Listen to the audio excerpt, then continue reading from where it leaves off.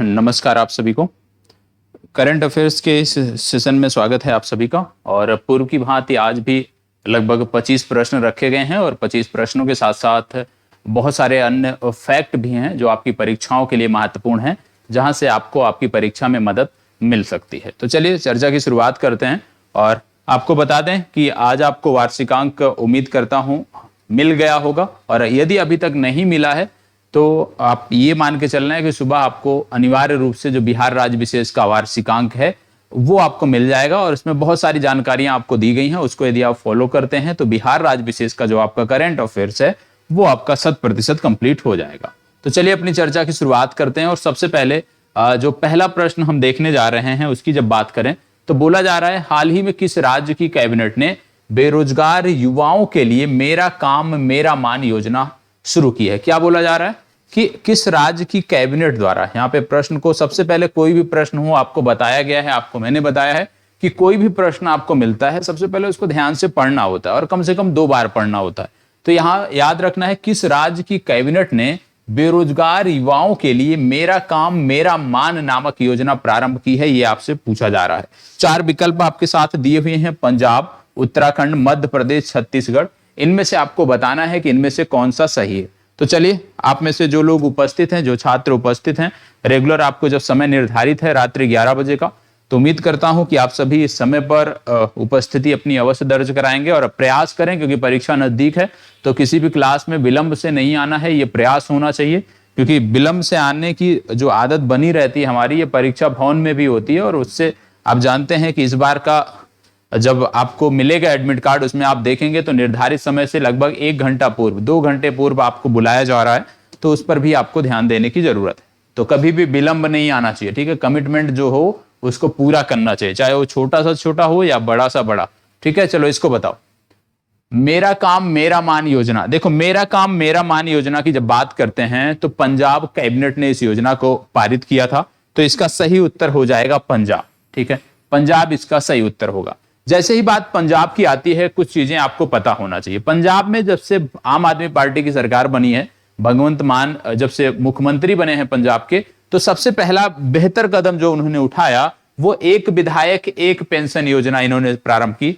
एक विधायक एक पेंशन योजना। तो याद रखिएगा, पूरे भारत में एकमात्र राज्य है पंजाब जहां पर एक विधायक एक पेंशन योजना चल रही है, ये आपको पता होना चाहिए। इसके साथ साथ 29 अगस्त को अभी हाल ही में खेड़ा मेला आयोजित किया गया था, यह भी आपको याद रखना है। 29 अगस्त को खेड़ मेला का आयोजन किया गया था पंजाब में। तो यदि आपसे पूछ लिया जाए कि खेड़ मेला का आयोजन कहां किया गया, तो आपको बताना है कि 29 अगस्त को किया गया, यह आपको पता होना चाहिए। इसके साथ साथ पंजाब राज्य सरकार ने, जो नवीन राज्य सरकार है पंजाब की, इन्होंने फिजिकल स्टाम्प पेपर जो होते थे आज तक उनको समाप्त कर दिया है। मतलब फिजिकल स्टाम्प पेपर को समाप्त करने वाला राज्य भी हाल ही में पंजाब बना है, ये आपको पता होना चाहिए। इसके साथ साथ पंजाब राज्य सरकार ने पिछले दिनों सिख इतिहास को बताने वाली 3 पुस्तकों को बैन कर दिया। जो पाठ्य पुस्तकें स्कूलों में चलाई जाती थी, उनमें से सिख इतिहास के बारे में वर्णन होता था, तो उसमें कुछ विवादित था, जिसको लेकर पंजाब राज्य सरकार ने कदम उठाया और ऐसी 3 पुस्तकों को जो है पंजाब राज्य सरकार ने प्रतिबंधित कर दिया है, ये आपको पता होना चाहिए। तो इसका सही उत्तर है पंजाब। और जब भी आप प्रश्न देखते हैं तो उससे जुड़े हुए अन्य फैक्टों को भी हमें ध्यान में रखने की जरूरत होती है, ठीक है। चलिए बढ़ते हैं आगे और देखते हैं अगला प्रश्न। प्रश्न संख्या 2, क्या बोला जा रहा है? सितंबर 2021 में जारी सिप्री की रिपोर्ट के अनुसार एशिया में हथियारों का सबसे बड़ा आयातक देश कौन सा है? एशिया में हथियारों का सबसे बड़ा आयातक देश कौन सा है, यह आपको बताना है। रिपोर्ट किसकी है? सिप्री की रिपोर्ट है। सिप्री का फुल फॉर्म क्या होता है पता होना चाहिए। Stockholm International Peace Research Institute. Stockholm International Peace Research Institute की ये रिपोर्ट है, और इस रिपोर्ट के अनुसार बताया गया है कि 2021 का जो रिपोर्ट आई है सितंबर माह में, इसमें बताया गया है कि हथियारों का सबसे बड़ा आयातक देश कौन सा है। और कहां पे बात हो रही है? एशिया में बात हो रही है। इसको भी आपको ध्यान रखने की जरूरत है कि एशिया की बात हो रही है। और विकल्प में क्या क्या दिया है यहां पे? Tanzania, Algeria, Spain, Bharat. देखो, इसका जवाब सही होना चाहिए, किसी का भी गलत नहीं होना चाहिए। कारण क्या है अभी मैं बताता हूं। तो सबसे पहले आप सभी जवाब दीजिए, जो भी जुड़े हुए हैं, जो लाइव जुड़े हुए हैं इस चर्चा में, आप सभी जवाब दीजिए इसका सही उत्तर क्या होगा। और सिप्री का फुल फॉर्म भी याद रखिएगा, ठीक है, Stockholm International Peace Research Institute, ये आपको याद रखने की जरूरत है। यहां पे सबसे पहले आपको बता दें, बात हो रही है एशिया की, और जैसे ही आप एशिया की बात करते हो और आप थोड़ी बहुत जानकारी रखते हो विषय वस्तु के बारे में, भूगोल के बारे में, महादेशों के बारे में जानकारी रखते हो, तो तुरंत आप इसका जवाब दे सकते हो, भले ही आपको इस प्रश्न से संबंधित बेसिक ना पता हो। क्यों? तंजानिया एशिया में नहीं है, अल्जीरिया एशिया में नहीं है, स्पेन भी एशिया में नहीं है। यहाँ पे एशिया की बात हो रही है तो सिर्फ एक ही विकल्प है, यहाँ पे डी विकल्प, भारत, और भारत इसका सही उत्तर होगा। अब यहाँ पे बात हो रही है हथियारों की, तो आपको बता दें कि वैश्विक स्तर पर जब हम बात करते हैं तो वैश्विक स्तर पर हथियारों के आयात में जो भारत का योगदान है वो लगभग 11% है। मतलब वैश्विक स्तर पर जितने भी हथियार खरीदे जाते हैं उनमें भारत का जो योगदान है वो 11% है। भारत के बाद कौन से देश आता है? भारत के बाद दूसरे स्थान पे आता है सऊदी अरब। याद रखिएगा, भारत के बाद दूसरा सबसे बड़ा देश जो है, जो हथियारों का आयात सबसे ज्यादा करता है, वो है सऊदी अरब। ये आपको पता होना चाहिए। ये तो बात हो गई आयात की। यदि आपसे प्रश्न पूछ लिया जाए कि वैश्विक हथियार निर्यात में कौन सा देश है जिसका स्थान सर्वोच्च है, या कौन सा देश है जिसकी पूरी तरह से मोनोपोली एक प्रकार से देखने को मिलती है, तो आपको बता दें, वैश्विक बाजार में जब हथियारों की निर्यात की बात करते हो तो सबसे पहला देश आता है अमेरिका, और वैश्विक हथियारों के निर्यात में अमेरिका का जो हिस्सा है वो 39% है। ये आपको पता होना चाहिए। दूसरे स्थान पे आता है रूस, और कुछ आर्थिक प्रतिबंधों के कारण जो है इसका जो हथियार निर्यात करने का जो रेशियो था वो कम हुआ है, और अब यह सिमट कर 19% रह गया है। ठीक है। तीसरे स्थान पर आता है फ्रांस, और फ्रांस का जो स्थान है इस रिपोर्ट के अनुसार वो 11% है हथियारों के निर्यात में। तो शीर्ष हथियार निर्यातक देशों की जब बात करते हैं तो वैश्विक स्तर पर 3 देशों के नाम आते हैं, अमेरिका, रूस और फ्रांस, जिनमें 39% हिस्सा अमेरिका का, 19% हिस्सा रूस का, और फ्रांस का 11% हिस्सा है। यह आपको पता होना चाहिए। ठीक है, चलिए बढ़ते हैं आगे और देखते हैं अगला प्रश्न। प्रश्न संख्या 3, हाल ही में किस बैंक ने डल झील पर एक तैरते हुए एटीएम की शुरुआत की है? यहां पे भारत के कई सारे बैंकों के नाम दिए हुए हैं, और आपसे पूछा जा रहा है कि इनमें से किसने जो है वो डल झील पर एक तैरते हुए एटीएम की शुरुआत की है। आपको पता होना चाहिए। बताएं, यदि आप जम्मू कश्मीर गए होंगे तो निश्चित रूप से श्रीनगर की इस डल झील में अवश्य गए होंगे। पर्यटन का एक प्रमुख स्थल है डल झील, और बहुत ही महत्वपूर्ण है। हालांकि अब लगातार वैश्विक पर्यावरणीय चिंताओं के कारण या पर्यावरणीय जो समस्याएं उभर रही हैं उससे इसका अस्तित्व जो है वो अब संकट पर है, और इसको लेकर काफी सारे कार्य भी किए जा रहे हैं। यहाँ पे बैंकों की जब बात कर रहे हैं तो इसमें काम किया है एसबीआई ने। ठीक है, इसका सही उत्तर है एसबीआई। एसबीआई की जब आप बात करते हो तो कम से कम आपको बेसिक इतना पता होना चाहिए कि एसबीआई की स्थापना कब हुई थी। 1 जुलाई वर्ष 1955 को एसबीआई की स्थापना हुई थी। इतनी बेसिक जानकारी है जो आपको पता होना चाहिए। चलिए प्रश्न संख्या 4 पर आते हैं। प्रश्न संख्या 4 में क्या बोला जा रहा है? किस राज्य सरकार ने हाल ही में पानी बचाओ पानी मुफ्त पाओ योजना के तहत मुफ्त पानी मुहैया कराने की घोषणा की है? तो सबसे पहली बात, योजना के बारे में पता होना चाहिए। योजना क्या है? पानी बचाओ पानी मुफ्त पाओ। तो पानी बचाओ पानी मुफ्त पाओ योजना किस राज्य की है, और इसके अंतर्गत ये मुफ्त पानी मुहैया करा रहा है यह राज्य? बताएं किस राज्य की यह योजना है, आपको बताना है। फास्ट जवाब दीजिएगा।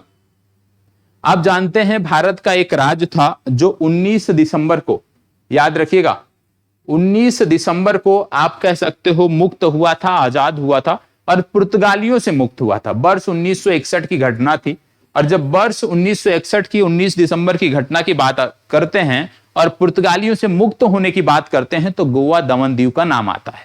इसमें कौन सा विकल्प में दिया है? गोवा दिया है। मतलब ये जो राज्य है ये आपका गोवा इस प्रश्न के लिए सही उत्तर है। आपको पता होगा गोवा को पुर्तगालियों से मुक्त कराने के लिए एक विशेष अभियान चलाया गया था, और इस ऑपरेशन का नाम था ऑपरेशन विजय। इसको भी आपको याद रखने की जरूरत है। जब आपसे पूछ लिया जाए कि गोवा राज्य स्थापना दिवस कब मनाया जाता है, तो आप बताओगे कि गोवा राज्य स्थापना दिवस 30 मई को मनाया जाता है। क्यों 30 मई को मनाया जाता है? क्योंकि 30 मई वर्ष 1987 को गोवा को एक राज्य के रूप में स्थापित किया गया था। ये आपको पता होना चाहिए। यहाँ की भाषा जो है वो है कोंकणी। कोंकणी भाषा यहाँ पे बोली जाती है आधिकारिक तौर पे, और कोंकणी भाषा की जब बात करते हैं तो संविधान की 8वीं अनुसूची के अंतर्गत जो भाषाओं का जिक्र है, जिन भाषा 22 भाषाओं का जिक्र है, उनमें से एक भाषा आपकी यह भी है कोंकणी, यह आपको पता होना चाहिए। यदि आपसे पूछ लिया जाए कि गोवा का सबसे ऊंचा उच्चस्थ पॉइंट कौन सा है या उच्चतम बिंदु कौन सा है, तो आपको याद रखना है सोनसोगोर। सोनसोगोर नामक स्थान है जो गोवा का सबसे उच्चतम बिंदु है, यह आपको पता होना चाहिए। सोनसोगोर पूछा जा सकता है आपसे, इसके बारे में आपको पता होना चाहिए। इसके साथ साथ आपको बता दें, यहां पे एक नदी है जिसको बोलते हैं तेरेखोल। तेरेखोल नामक एक नदी है, और ये नदी क्यों महत्वपूर्ण है, क्योंकि ये दो राज्यों की सीमा बनाती है। वो राज्य कौन कौन से हैं? महाराष्ट्र और गोवा। तो याद रखिएगा, तेरेखोल नदी जो है ये महाराष्ट्र और गोवा को गोवा की सीमा को निर्धारित करने वाली नदी है और गोवा से संबंधित है। गोवा की बात करते हैं तो गोवा के जो वन्य जीव अभ्यारण्य है अपने आप में महत्वपूर्ण है, जिनमें आपको देखने को मिलता है महादेई, नेत्रावली वन्य जीव अभ्यारण्य, कोटीगांव वन्य जीव अभ्यारण्य, भगवान महावीर वन्य जीव अभ्यारण्य। ये कुछ महत्वपूर्ण वन्य जीव अभ्यारण्य है जो आपको गोवा के संदर्भ में पता होना चाहिए। गोवा में आपको मोलम राष्ट्रीय उद्यान भी देखने को मिलता है, इसके बारे में भी आपको जानकारी होनी चाहिए। तो जब हम राज्यों का जिक्र करते हैं तो हमारा ध्यान होना चाहिए कि वहां से संबंधित विशेष रूप से जो वाइल्ड लाइफ सेंचुरी है, वन्य जीव अभ्यारण्य जो हैं, ठीक है, उनके बारे में अवश्य जानकारी हो, क्योंकि परीक्षाओं में अब अक्सर जो है वो वन्य जीव अभ्यारण्यों के बारे में ही ज्यादातर प्रश्न देखने को मिल रहे हैं। राष्ट्रीय उद्यानों से संबंधित चर्चा अब कम देखने को मिलती है, क्योंकि राष्ट्रीय उद्यान हम लगातार रटते रहते हैं, पढ़ते रहते हैं, और इस प्रकार से अब वन्य जीव अभ्यारण्य पर आपको ज्यादा फोकस करना है। पूर्वोत्तर के जो राज्य हैं उनके वन्य जीव अभ्यारण्य आपको पता होना चाहिए। महाराष्ट्र हो गया, गोवा हो गया, कर्नाटक हो गया, ठीक है, आंध्र प्रदेश हो गया। तो इन सभी के भी आपको वन्य जीव अभ्यारण्य पर ज्यादा फोकस करने की जरूरत है। यहां पे आपको डॉक्टर सलीम अली पक्षी अभ्यारण्य भी आपको देखने को मिलेगा, यह भी आपको याद रखना है। ठीक है, चलिए बढ़ते हैं आगे। प्रश्न संख्या 5, 100% आबादी का टीकाकरण करने वाला पहला जिला कौन सा है? 100% आबादी को टीकाकरण करने वाला पहला जिला कौन सा है? और अभी हम गोवा की बात कर रहे थे, तो आपको बता दें भारत का जो पहला एल्कोहल म्यूजियम बना है वह भी गोवा में बना है, यहां याद रखिएगा। भारत का पहला रेबीज मुक्त राज्य कौन सा है यदि आपसे पूछ लिया जाए, तो भारत का पहला रेबीज मुक्त जो राज्य है वह भी गोवा है, यह भी आपको याद रखना है। चलिए बताएं, इस प्रश्न का जवाब बताएं। इस प्रश्न का जवाब आप बताएं। इसका सही उत्तर क्या होगा आपको बताना है, फास्ट जवाब दीजिएगा। इस प्रश्न का सही उत्तर क्या होगा? चलो बताएं। देखो, इसका सही उत्तर है इंदौर।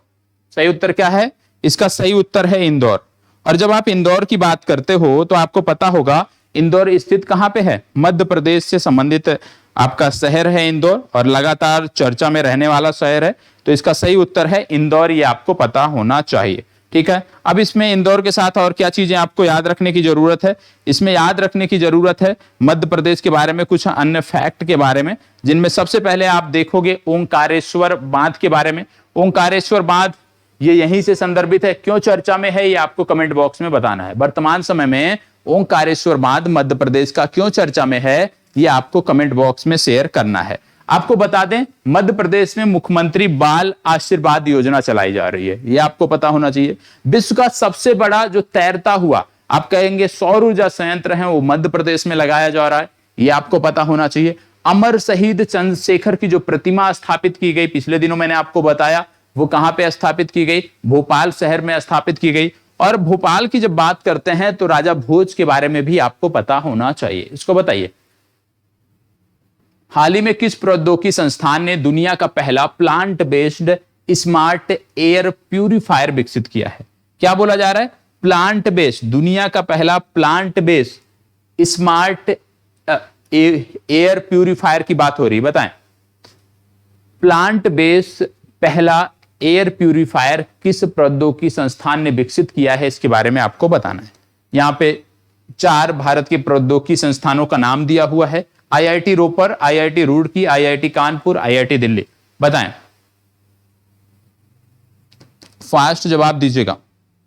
देखो, आपको पता होगा पिछले दिनों मैंने बोला था निर्माण त्वरक कार्यक्रम, याद होगा? निर्माण त्वरक कार्यक्रम आईआईटी कानपुर से संबंधित था, पिछले दिनों मैंने आपको बताया था। नहीं याद हो नोट्स पलटिएगा, आपको मिल जाएगा। इसके साथ साथ आपको बता दें अंतरिक्ष रोबोट के लिए, यह भी मैंने आपको बताया है, सिर्फ आपको रिवाइज करा रहा हूं। अंतरिक्ष रोबोट के लिए जैव प्रेरित कृत्रिम मांसपेशी का जो निर्माण था वो भी आईआईटी कानपुर ने किया था। इसके बारे में भी पिछले दिनों मैंने आपको बताया है।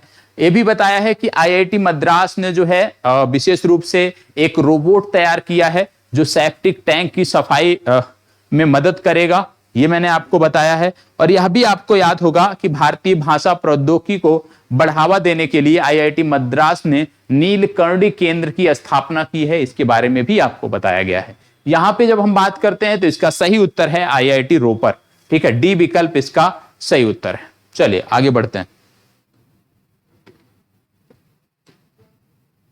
प्रश्न संख्या 7, हाल ही में कोयला खदानों में काम करने से सुर्खियों में आई आकांक्षा कुमारी किस राज्य से संबंधित है?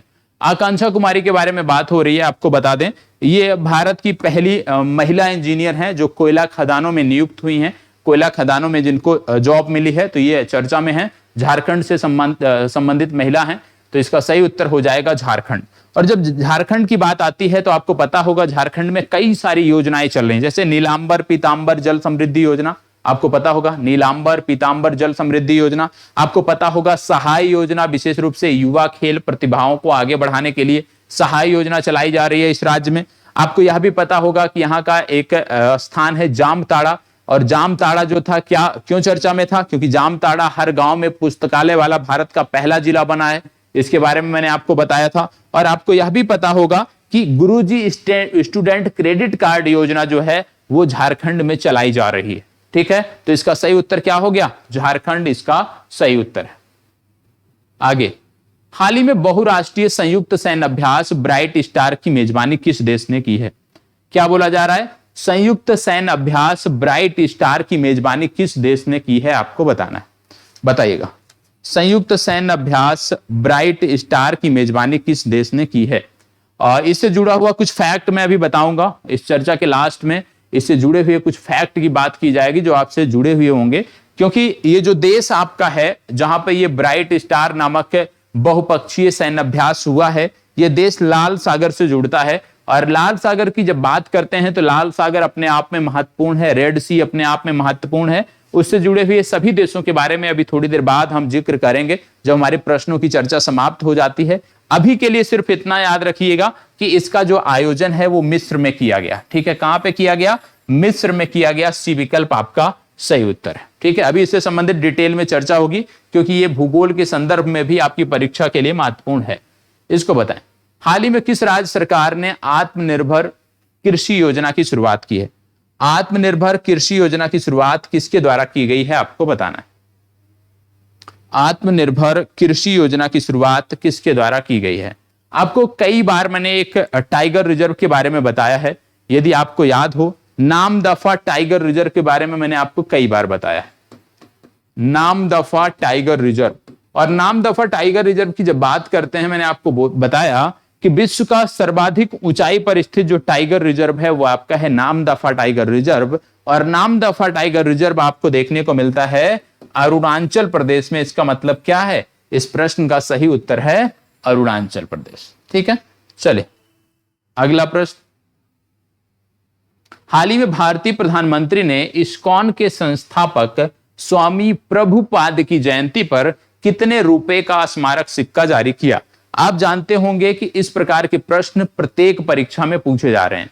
प्रधानमंत्री मोदी जी ने जिनके लिए भी स्मारक सिक्का जारी किया है वो प्रश्न आपकी परीक्षा में अवश्य देखने को मिले। कोई भी परीक्षा हो, इस प्रकार के प्रश्नों को प्राथमिकता दी जाती है, तो आपको इस प्रश्न के लिए तैयार रहना है और याद रखना है कि ये जो सिक्का था 125 रुपए का था। ए विकल्प इसका सही उत्तर है। इसको बताइए, हाल ही में अंतरराष्ट्रीय जलवायु शिखर सम्मेलन की मेजबानी किस देश ने की? हाल ही में अंतरराष्ट्रीय जलवायु शिखर सम्मेलन की मेजबानी किस देश ने की, आपको बताना है, बताएं।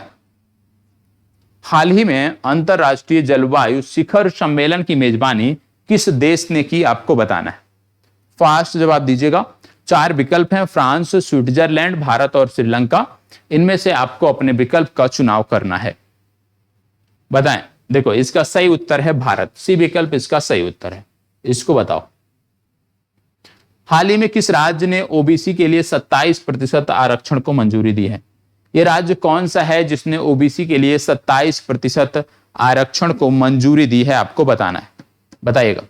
यह राज्य कौन सा है जिसने ओबीसी के लिए 27% आरक्षण को मंजूरी दी है? चलें फास्ट जवाब दीजिएगा। राज्य कौन सा है जिसने ओबीसी के लिए 27% आरक्षण को मंजूरी दी है? 4 विकल्प आपके सामने हैं। इन 4 विकल्पों में से आपको सही उत्तर का चुनाव करना है, बताएं। चलें नोट कर लीजिएगा, इसका सही उत्तर है मध्य प्रदेश। ठीक है, और मध्य प्रदेश के बारे में भी जानकारी दी गई है, इसलिए मैं उस चर्चा को नहीं छेड़ रहा हूं। अब यहां पे हम बात कर लेते हैं, क्या बोला जा रहा है। हाल ही में चर्चा में रहा कॉर्बी आंगलोंग क्षेत्र किस राज्य से संबंधित है? कॉर्बी आंगलोंग क्षेत्र जो है ये किस राज्य से संबंधित है? आपको बताना है। चलिए बताइएगा, कॉर्बी आंगलोंग क्षेत्र किस राज्य से संबंधित है?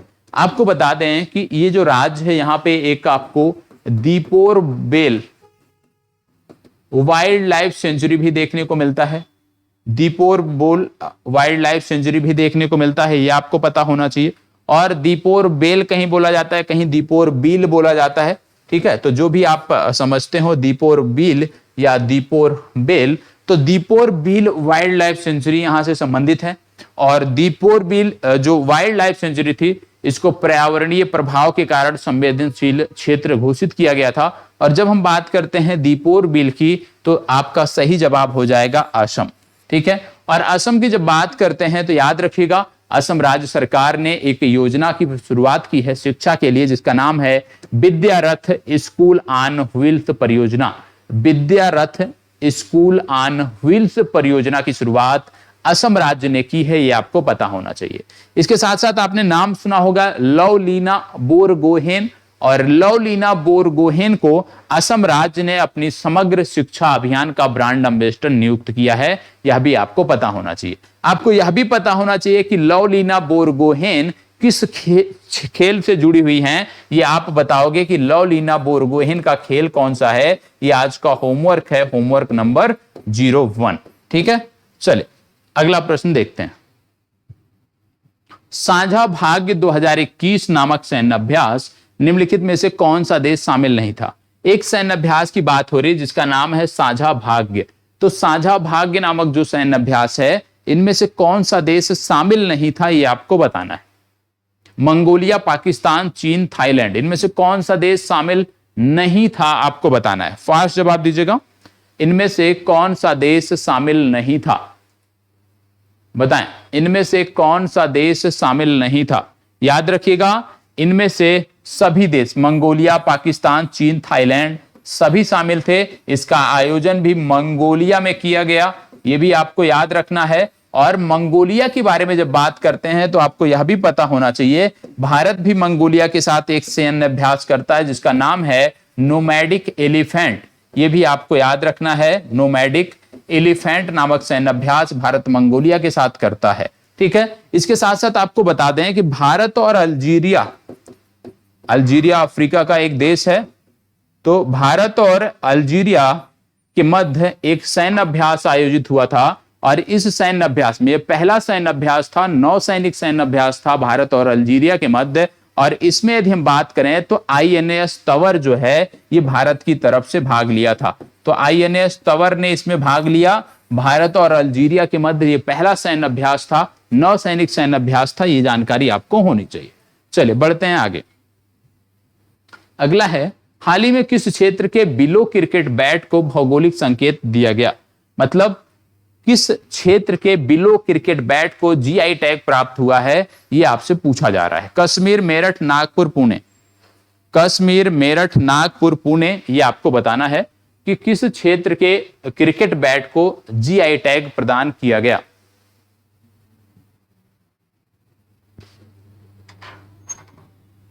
बताएं, किस क्षेत्र के बैट को GI टैग प्रदान किया गया, आपको बताना है।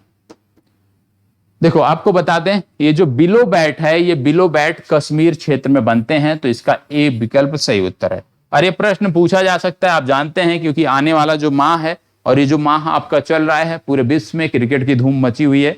अभी एशिया कप चल रहा है, आने वाले दिनों में T20 वर्ल्ड कप होने वाला है, तो ये प्रश्न आपके लिए महत्वपूर्ण है। इसको बताओ, हाल ही में किस देश की निर्माण फर्म ने फूलों की खुशबू वाला डामर तैयार किया है? डामर वही है, जब सड़क का निर्माण होता है तो आप देखते होंगे सड़क के निर्माण के दौरान जो कंक्रीट होता है उसको जोड़ने के लिए ना डामर का प्रयोग किया जाता है, उसी की बात यहां पे हो रही है। तो ये खुशबू वाला डामर किसने तैयार किया है? याद रखिएगा, ये देश है आपका पोलैंड। किसने तैयार किया है? पोलैंड ने तैयार किया है। सी विकल्प सही उत्तर है। यहां पे बात हो रही है फूलों की, तो फूलों से तुरंत आपको पहुंचना चाहिए फूलों की घाटी, और फूलों की घाटी है कहां पे? ये है चमोली में। चमोली कहां पे है? उत्तराखंड में। इसी तरह की एक और घाटी भारत में देखने को मिलती है जिसको बोलते हैं शांत घाटी। शांत घाटी कहां पे है? ये आपको देखने को मिलती है केरल में। इसको भी आपको याद रखने की जरूरत है। चलिए बढ़ते हैं आगे। अगला प्रश्न, हाल ही में भारत का पहला जैव ईंट आधारित भवन कहां तैयार किया जा रहा है? हाल ही में भारत का पहला जैव ईंट आधारित भवन कहां तैयार किया जा रहा है, ये आपको बताना है। चलो बताएं, भारत का पहला जैव ईंट आधारित भवन कहां तैयार किया जा रहा है? बताएं, जैव ईंट आधारित भवन कहां तैयार किया जा रहा है? देखो, जैव ईंट आधारित भवन की बात हो रही है, ये IIT हैदराबाद में तैयार किया जा रहा है। ए विकल्प इसका सही उत्तर है। चले इसको बताओ, हाल ही में किस राज्य ने वतन प्रेम योजना की शुरुआत की है? फास्ट जवाब, वतन प्रेम योजना की शुरुआत किस राज्य ने की है, आपको बताना है। बताइएगा, वतन प्रेम योजना की शुरुआत किस राज्य ने की है? फास्ट जवाब, आपको पता होगा पिछले दिनों आपको बताया गया था तरल नैनो यूरिया संयंत्र की स्थापना इस राज्य में हुई थी। आपको बताया गया था कि अलंग शिपयार्ड इसी राज्य से संबंधित है। और बात किसकी हो रही है? बात हो रही है गुजरात की। सी विकल्प आपका सही उत्तर है। चले आगे बढ़ते हैं। इसको बताओ, 2 साल के बच्चों को कोरोना वैक्सीन लगाने वाला दुनिया का पहला देश कौन सा बना है? 2 साल के बच्चों को कोरोना वैक्सीन लगाने वाला दुनिया का पहला देश कौन सा बना है, आपको बताना है। फास्ट बताइए, फास्ट जवाब दीजिएगा। फास्ट जवाब, 2 साल के बच्चों को कोरोना वैक्सीन लगाने वाला दुनिया का पहला देश कौन सा बन गया है? पिछले दिनों भी बताया है मैंने, यह है क्यूबा। ठीक है, क्यूबा बना है। और जब बात आती है कोविड वैक्सीन की, बहुत सारी वैक्सीन आपने पढ़ लिया, वो आज के संदर्भ में महत्वपूर्ण नहीं है। एनकोवैक्स आपके लिए महत्वपूर्ण है। एनकोवैक्स क्यों महत्वपूर्ण है? क्योंकि जानवरों के लिए जो पहली कोविड वैक्सीन बनी है उसका नाम है एनकोवैक्स। और एनकोवैक्स को किसने बनाया है? ये ICAR की नेशनल रिसर्च सेंटर है जो हिसार में है, उसने इसको तैयार किया है। तो सिर्फ इतना याद रखना है, एनकोवैक्स, और एनकोवैक्स को हिसार लैबोरेटरी ने तैयार किया है। इसको बताइए, हाल ही में किस भारतीय जीव विज्ञानी ने कछुआ संरक्षण में ग्लोबल अवार्ड जीता? कछुआ संरक्षण में ग्लोबल अवार्ड किसने जीता है, आपको बताना है। भारत के वो कौन से जीव वैज्ञानिक थे जिन्होंने कछुआ संरक्षण में ये अवार्ड जीता है, आपको बताना है। फास्ट जवाब दीजिएगा, फास्ट जवाब दीजिएगा। 4 नाम यहां पे आपको देखने को मिल रहे हैं। इन 4 नामों पर आपको विचार करना है और अपना जवाब चुनना है। यहां पे एक नाम दिख रहा है अयान संकटा, इसके बारे में आप नोट कर सकते हैं। वर्ष 2021 इंटरनेशनल यंग इको, याद कर लीजिएगा, यंग इको जो अवार्ड दिया गया वो दिया गया इनको। नमिता गोखले का नाम दिया गया है। Namita Gokhale, Yamin Hazarika women of substance award इनको मिला है 7वां। जसप्रीत बुमराह का नाम दिया है, टेस्ट क्रिकेट में सबसे तेज 100 विकेट लेने वाले भारतीय गेंदबाज बने हैं, इनका नाम आपको पता होना चाहिए। इसका सही उत्तर है शैलेंद्र सिंह। ठीक है, इस प्रश्न के लिए सही उत्तर है शैलेंद्र सिंह, और शैलेंद्र सिंह को कछुआ संरक्षण में यह अवार्ड दिया गया है। अगला प्रश्न, किस राज्य सरकार द्वारा प्राणवायु देवता पेंशन योजना शुरुआत की? बहुत पुरानी योजना है, जो हमारे पुराने छात्र होंगे निश्चित रूप से आप जानते होंगे। बताएं, प्राणवायु देवता पेंशन योजना विशेष रूप से जो पुराने पेड़ हैं, जो हमें जो आप कह सकते हो जो हमें ऑक्सीजन प्रदान करते हैं, उनको काटा ना जाए बल्कि उनको संरक्षित किया जाए, और उसके बदले में ये राज्य सरकार जिसका भी वृक्ष होगा वो उसको कुछ सहायता देगी, उसको कुछ मासिक पेंशन देगी। इसलिए इस योजना को आपको याद रखना है। ये सरकार है हरियाणा राज्य सरकार ने इसकी शुरुआत की है। विशेष रूप से जो सैकड़ों वर्ष पुराने वृक्ष हैं उनको काटा ना जाए, बल्कि उनको संरक्षित किया जाए, क्योंकि उनसे प्राणदायिनी ऑक्सीजन प्रदान हमें होती है, हमें प्राप्त होती है, इसलिए उसको संरक्षित करना है। तो इसकी किसकी योजना है? हरियाणा राज्य सरकार की योजना है। इसको बताओ, विश्व का सबसे बड़ा कार्बन डाइऑक्साइड कैप्चरिंग प्लांट कहां शुरू किया गया है? विश्व का सबसे बड़ा कार्बन डाइऑक्साइड कैप्चरिंग प्लांट कहां शुरू किया गया है, आपको बताना है। विश्व का सबसे बड़ा कार्बन डाइऑक्साइड कैप्चरिंग प्लांट कहां शुरू किया? Greenland, Iceland, Norway, Sweden. इन चारों में से कौन सा सही है आपको बताना है। चले जवाब दीजिएगा फास्ट। चलो, इसका सही जवाब है आइसलैंड, बी विकल्प इसका सही उत्तर है।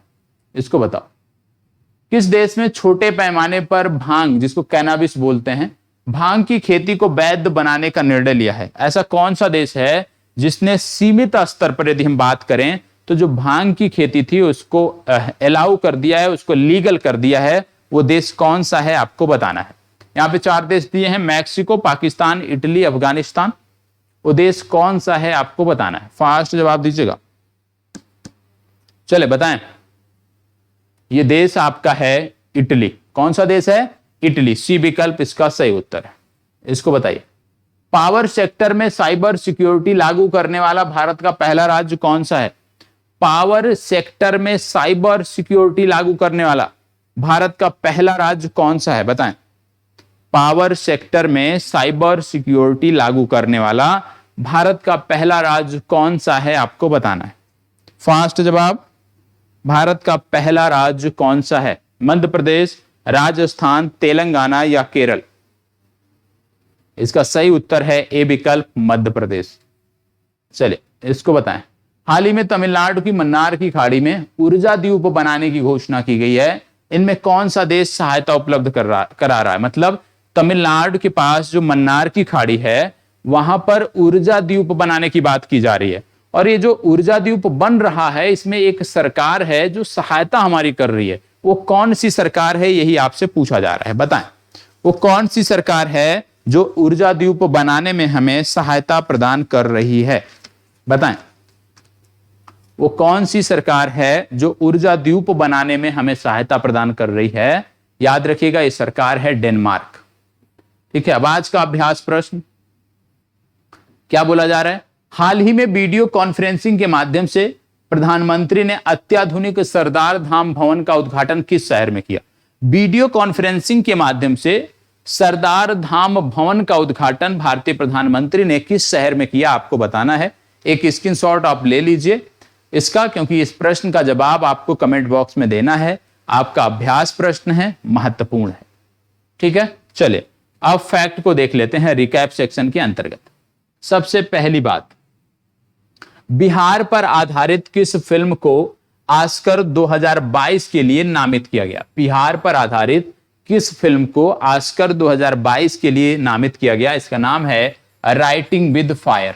ठीक है, राइटिंग विद फायर। अगला है, पूर्वी चंपारण में बन रहे भव्य विराट रामायण मंदिर के परियोजना निर्देशक किसे बनाया गया है? मतलब पूछा जा रहा है कि पूर्वी चंपारण में बन रहे भव्य विराट रामायण मंदिर के परियोजना निर्देशक किसे बनाया गया है? याद रखिएगा, इनका नाम है विश्वेश्वर नाथ मिश्रा। इसको थोड़ा सा भी इग्नोर करना है क्योंकि यहां पे टाइपिंग एरर है, आगे इसको करेक्ट किया गया है। अब यहां पे सही है। यहां पे बोला गया है बिहार के किस जिले में मोर अभ्यारण्य क्षेत्र विकसित करने की पहल की गई है? तो मोर अभ्यारण्य जो बन रहा है वो बिहार के बांका में बन रहा है, यह आपको पता होना चाहिए। अगला, नीति आयोग द्वारा जारी की गई डेल्टा रैंकिंग में 115 आकांक्षी जिलों में बिहार के किस जिले में रैंक भारत में प्रथम है? मतलब वो कौन सा जिला है जो 115 आकांक्षी जिलों की रैंक में प्रथम है? याद रखिएगा, खगड़िया। लेकिन इस प्रकार के प्रश्न आपसे नहीं पूछे जाएंगे क्योंकि ये जो रैंकिंग होती है आकांक्षी जिलों की, ये बदलती रहती है। तो इस प्रकार के प्रश्नों की आपको उम्मीद नहीं करनी चाहिए और ना ही पूछे जाएंगे। लेकिन याद रखना है जो भी आपके लिए महत्वपूर्ण है। ठीक है, ऐसे पूछा नहीं जाएगा लेकिन फिर भी जानने में क्या गलती है हमारी, इसको देखो।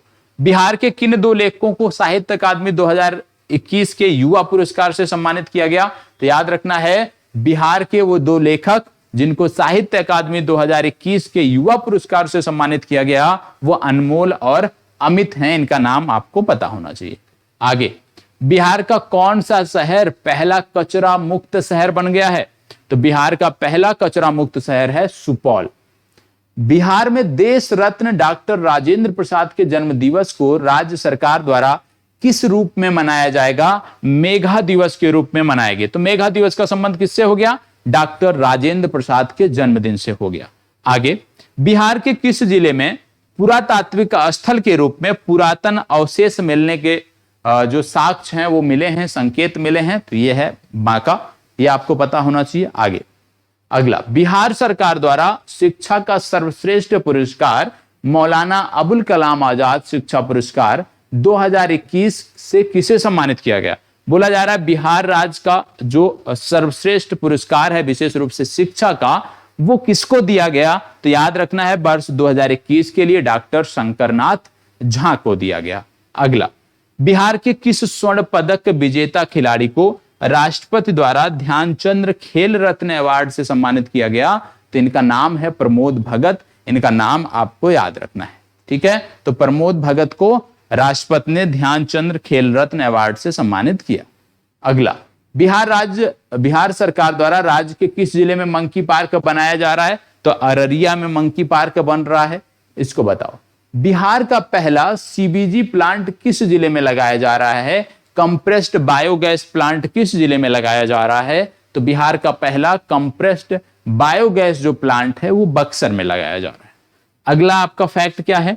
भागलपुर के किन प्रमुख उत्पादों को वैश्विक स्तर पर ब्रांडिंग के लिए डाक विभाग द्वारा विशेष आवरण का विमोचन किया गया? तो ये है कतरनी चावल और जर्दालू आम, ठीक है। आगे, अमृत महोत्सव बिहार में गंगा किनारे पंचवटी पौधे लगाने का निर्णय किया गया। इनमें कौन कौन से पौधे लगाए जाएंगे? पीपल, नीम, आम, पाकर और गूलर। इन्हीं पौधों का जिक्र हम जब वन महोत्सव मनाते हैं इन्हीं का जिक्र करते हैं। इसको बताइए, बिहार के किस खिलाड़ी ने टोक्यो पैरा ओलंपिक में हाई जंप में कांस्य पदक जीता? शरद कुमार ने पैरा ओलंपिक में हाई जंप में कांस्य पदक जीता। तो शरद कुमार का नाम पता होना चाहिए, इनके खेल के बारे में जानकारी होनी चाहिए। अगला, बिहार स्थित किस टाइगर रिजर्व में गिद्धों के संरक्षण की योजना बनाई गई है? तो बिहार के अंतर्गत एकमात्र राष्ट्रीय उद्यान है वाल्मीकि नेशनल पार्क, वाल्मीकि राष्ट्रीय उद्यान, और उसी के अंतर्गत आता है वाल्मीकि नगर टाइगर रिजर्व। तो वाल्मीकि नगर टाइगर रिजर्व में गिद्ध संरक्षण की योजना बनाई गई है। अगला आपका आता है, एग्रो और वर्ल्ड जैविक एक्सपो 2022 में किस राज्य के जैविक उत्पादों को विशिष्ट पुरस्कार प्रदान किया गया? याद रखिएगा, यहां पे यदि हम बात करते हैं तो थोड़ा सा टाइपिंग एरर है, इसलिए इसको इग्नोर करना है, ठीक है। आगे बढ़ते हैं। अगला आपका आता है, राज्य स्तरीय डाक टिकट प्रदर्शनी बिहार डिजीपैक्स 2022 में बिहार के किस जीआई उत्पाद पर डाक टिकट जारी किया गया? तो मगही पान को भी जीआई टैग भौगोलिक संकेतक पूर्व में प्राप्त हुआ है, उसी पर यह डाक टिकट जारी किया गया। अगला, बिहार सरकार द्वारा किस वर्ष तक विद्यालय शिक्षा में 100% सकल नामांकन अनुपात हासिल करने का लक्ष्य रखा गया है? वर्ष 2030 तक ये लक्ष्य रखा गया है। तो ये तो हो गया हमारा प्रीलिम्स फैक्ट या रिकैप सेक्शन के अंतर्गत जो हम फैक्ट देखते हैं वो हो गया। अभी हमने देखा था ब्राइट स्टार सैन्य अभ्यास के बारे में, तो अब थोड़ा सा ब्राइट स्टार सैन्य अभ्यास के बारे में चलते हैं। मैंने आपको बोला था कि ब्राइट स्टार जो सैन्य अभ्यास है उसके बारे में हमें जानकारी करनी है। अब ये आपको एक मैप दिख रहा होगा, ठीक है, स्पष्ट रूप से दिख रहा होगा, बहुत ही स्पष्ट दिख रहा है। अब इसमें यदि हम बात करते हैं तो सबसे पहले मैंने आपको बोला ब्राइट स्टार जो सैन्य अभ्यास था, बहुपक्षीय सैन्य अभ्यास था, इसका आयोजन कहां हुआ? मिस्र में हुआ। और ये जो आप देख रहे हो, ये जो आप देश देख रहे हो, इसमें ये जो आप देश देख रहे हैं ये पूरा का पूरा जो है ये मिस्र के अंतर्गत आता है, ठीक है। ये वाला पूरा देश जो आपका आता है ये मिस्र है, ठीक है। तो ये मिस्र के अंतर्गत आता है, ये हमने देख लिया। इजिप्ट के अंतर्गत आता है। अब मिस्र हमने देख लिया, तो जैसे ही हमने मिस्र देखा, हमने देखा कि इस रीजन में एक सागर है जो महत्वपूर्ण है और उसका नाम है लाल सागर, ठीक है। ये जो सागर है ये आपकी परीक्षा के लिए महत्वपूर्ण है, इसका नाम है लाल सागर। अब जैसे ही हम लाल सागर की बात करते हैं, भूगोल की दृष्टि से क्या पूछा जा सकता है कि ये जो रेड सी है इससे कौन कौन से देश सीमा बनाते हैं। तो सबसे पहले रेड सी में बात करें तो सऊदी अरबिया, ठीक है, फिर इसके बाद यमन, मतलब दो देश आपके हो गए सऊदी अरब और यमन, ठीक है। फिर इसके जब पश्चिमी भाग में आते हो तो सबसे पहले आपको आता है जिबूती, ठीक है, जिबूती, ये आपको पता होना चाहिए। जिबूती के बाद फिर जब आप आगे बढ़ते हो तो आप देखते हो इरिट्रिया, ठीक है, इरिट्रिया की राजधानी है अस्मारा। फिर उसके आगे आप बढ़ते हो तो आप देखते हो सूडान, और सूडान के बाद आप देखते हो मिस्र। तो जब बात आती है कि कौन कौन से देश हैं जो लाल सागर से सीमा बनाते हैं, तो 4 देश तो पहले अफ्रीका के आपको याद रखने हैं। कौन कौन? यदि हम उत्तर से दक्षिण बात करें तो सबसे पहले मिस्र, फिर सूडान, फिर इरिट्रिया और जिबूती। ये उत्तर से दक्षिण का इनका क्रम हो गया, मिस्र, सूडान, इरिट्रिया और जिबूती। फिर जब हम एशिया के देशों में, खाड़ी के देशों में बात करते हैं तो सऊदी अरब और यमन। टोटल कहने का मतलब है कि लाल सागर से जो सीमा बनाते हैं कुल 6 देश हैं, 4 अफ्रीका के हैं, बाकी 2 एशिया के। ये आपको पता होना चाहिए। फिर इसके बाद जब बात करते हुए, ये तो हो गया कौन कौन से देश सीमा बनाते हैं, एक बात होगी। दूसरा, इन देशों की राजधानी आपको पता होना चाहिए, ये दूसरी बात होगी। ये आपका होमवर्क है कि इन सभी 6 देशों की राजधानियों के बारे में आप कमेंट बॉक्स में हमें बताओगे। अब सबसे पहले आप देखते हो लाल सागर को, तो लाल सागर का जो उत्तरी छोर है ये आपके लिए महत्वपूर्ण है। अब ये जो लाल सागर का उत्तरी छोर है, ये आप देखने को मिल रहा होगा कि इसके उत्तरी छोर पर आपको देखने को मिलता है गल्फ ऑफ अदाबा। इसका जो उत्तरी क्षेत्र है यहां पे आपको देखने को मिलता है गल्फ ऑफ अकाबा, ठीक है, अकाबा की खाड़ी यहां पे आपको देखने को मिलती है, यह आपको पता होना चाहिए। और दूसरी तरफ यहीं पे गल्फ ऑफ सुएज भी देखने को मिलती है, ठीक है। मतलब लाल सागर के उत्तरी छोर पर क्या क्या देखने को मिलता है? अकाबा की खाड़ी और सुएज की खाड़ी, ये देखने को मिलता है। और इसी सुएज की खाड़ी से होकर फिर आपको देखने को मिलता है सुएज कैनाल, सुएज नहर। और सुएज नहर क्या करती है? लाल सागर को कनेक्ट किससे करती है? सुएज नहर। सुएज नहर लाल सागर को कनेक्ट कर देती है भूमध्य सागर से, ये आपको पता होना चाहिए, क्योंकि ये जो ऊपर का एरिया देख रहे हैं आप, मेडिटेरियन सी लिखा हुआ है, ये ऊपर का भूमध्य सागर। तो ये एक चीज ये आपको पता होना चाहिए। दूसरी बात, जब आप बात करते हो कि इसके दक्षिणी छोर पर क्या है, तो इसके दक्षिणी छोर पर सबसे पहले आपको देखने को मिलता है एक जल संधि, और इस जल संधि का नाम है बाब अल मंडेव। तो यहां पे जो आप देखने को पाते हो एक जल संधि है जिसका नाम है बाब अल मंडेव, ये आपको पता होना चाहिए। और बाब अल मंडेव जल संधि क्या करती है? बाब अल मंडेव जो जल संधि है ये लाल सागर को जोड़ती है किससे? ये लाल सागर को जोड़ती है अदन की खाड़ी से, अदन की खाड़ी से और हिंद महासागर से। तो याद रखना है, बाब अल मंडेव लाल सागर को अदन खाड़ी और हिंद महासागर से जोड़ती है। तो ये फैक्ट है जो आपको पता होना चाहिए। इसी तरह से जब भी आप रसिया के बारे में पढ़ते हो, जब भी जॉर्जिया के बारे में पढ़ते हो, तो वहां की जो इस प्रकार के जल निकाय हैं, वाटर बॉडीज हैं, उनके बारे में आपको ध्यान से जाकर पढ़ना चाहिए। आज एक डेमो दिया है मैंने आपको। अब आगे से जब भी मैं बोलो कैस्पियन सागर पढ़ लो, भूमध्य सागर पढ़ लो, तो आपको जाकर उसको इसी तरह से पढ़ना है कि कौन कौन से देश हैं, कौन कौन से वहां पे निकाय देखने को मिलते हैं, कौन सी नदियां देखने को मिलती है, ये सभी आपके लिए महत्वपूर्ण हैं। तो आज की जो चर्चा है वो यहीं पे समाप्त होती है और कल फिर मिलेंगे। कल तो रविवार है, कल आपकी कक्षा ऑफ रहेगी, ठीक है। सोमवार को पुनः मिलेंगे सुबह 8 बजे और रात्रि 11 बजे। तो सोमवार को 8 बजे आप सबकी उपस्थिति अनिवार्य है, उपस्थित रहना है आप सभी को, और वहां पर भी हम चर्चा करेंगे जो भी हमारा वहां पे सेशन चल रहा है। और रात्रि 11 बजे, कल रविवार है इसलिए कल आपकी कक्षा अवकाश है, ठीक है। चलिए, धन्यवाद, बहुत बहुत आभार।